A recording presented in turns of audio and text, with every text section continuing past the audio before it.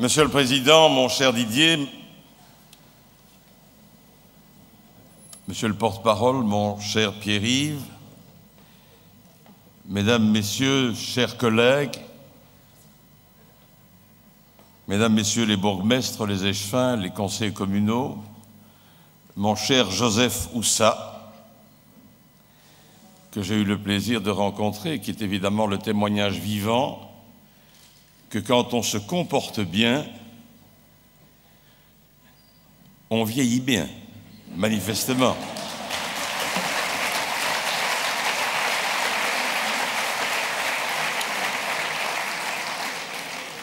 Mesdames, Messieurs, je vais vous parler évidemment d'Europe.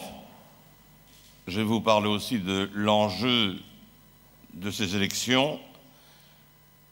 Je vais aussi vous dire quelques mots de cette fin de campagne.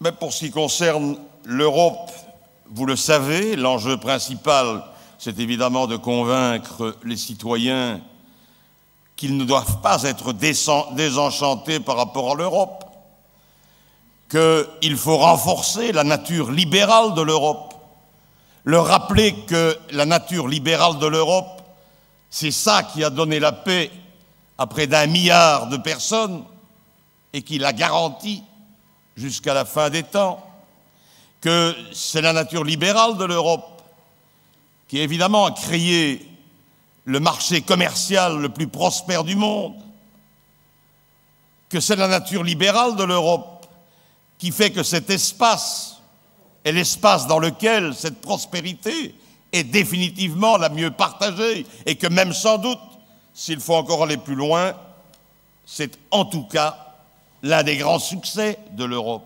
Rappelez aussi que les grands défis qui sont globaux et que tous les pays ont à affronter aujourd'hui, le changement climatique, l'énergie, l'environnement, la capacité de compétition aussi, la sécurité, la lutte contre le terrorisme, la lutte contre le grand banditisme, que c'est évidemment au niveau de l'Europe que l'on peut prendre à bras-le-corps ces grandes questions et les résoudre.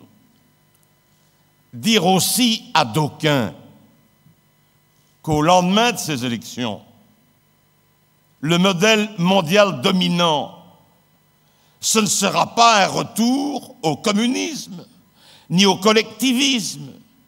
Ce sera encore toujours une économie de marché dans laquelle il faudra être plus que jamais en avance au niveau de la recherche, être plus que jamais performant, capable de soutenir la comparaison avec les grandes puissances économiques du monde, mais aussi, en même temps, capable de faire face à la concurrence des puissances ou des géants émergents comme le Brésil, la Chine ou l'Inde.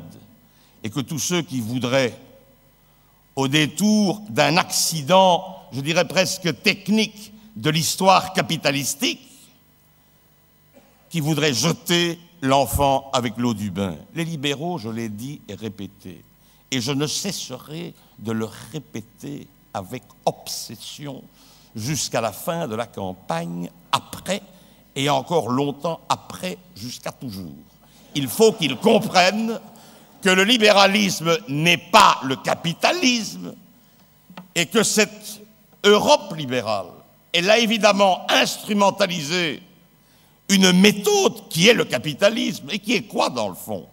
Qui est le fait de donner aux citoyens la liberté de créer, d'inventer, d'imaginer, d'user de leur intelligence, d'user de leur engagement, d'user de leurs convictions, d'user de leur envie et d'user de leur liberté. Et rappeler que c'est donc une méthode. On ne tombe pas amoureux du capitalisme, mais on peut tomber, comme c'est dans le cas dans la plupart des cas des gens qui sont ici, on peut tomber en affection pour le libéralisme, parce que le libéralisme fondé sur la liberté, c'est une vision de l'homme, c'est une vision de la société, et c'est une vision optimiste de l'homme. C'est évidemment la doctrine, c'est la pensée qui fait beaucoup plus confiance à la nature enrichissante, aux beaux côtés du cœur, de l'esprit et de la tête de l'homme, plutôt qu'à ses aspects les plus sordides.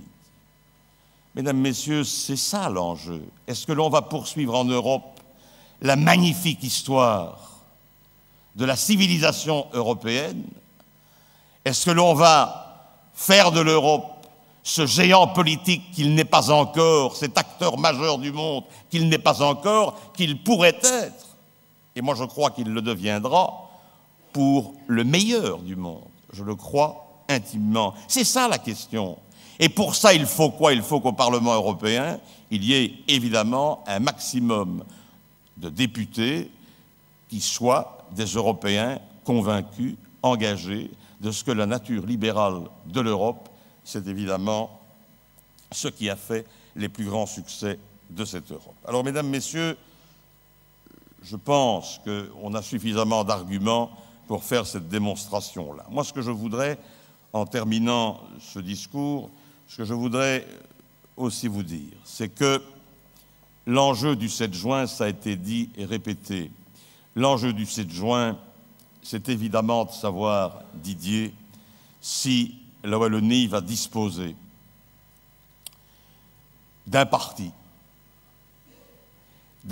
capable d'inspirer un nouveau chemin, d'inspirer une nouvelle voie, d'inspirer le renouveau du destin de la Wallonie. Le même enjeu pour Bruxelles. Il n'y a pas de miracle, on a vu les résultats quand on nous éloignait des responsabilités. Le même enjeu d'ailleurs pour le pays. Et je sais bien que quand je dis ça, je surprends un peu. Moi, j'ai l'intime conviction que si le MR devient la première force en Wallonie, la première force politique en communauté française, la première force politique à Bruxelles, le débat communautaire lui-même se passera dans une autre perspective, avec d'autres moyens, dans un autre état d'esprit, et que l'on aura sans doute alors seulement une bonne chance de donner une autre inspiration à ceux qui, en Flandre, se laissent tenter par le séparatisme. Je ne suis pas séparatiste. Je ne serai jamais séparatiste. Je sais parfaitement qu'il faudra sans doute assez rapidement une grande réforme de l'État, mais je suis persuadé que si le MR, en étant le premier parti en Wallonie, en communauté française et à Bruxelles, doit aller à cette réforme de l'État, il ira dans des conditions beaucoup plus positives, beaucoup plus prometteuses, beaucoup plus perspectives, et qu'il sera sans doute un élément de décrispation ou de désexaltation du côté de la Flandre.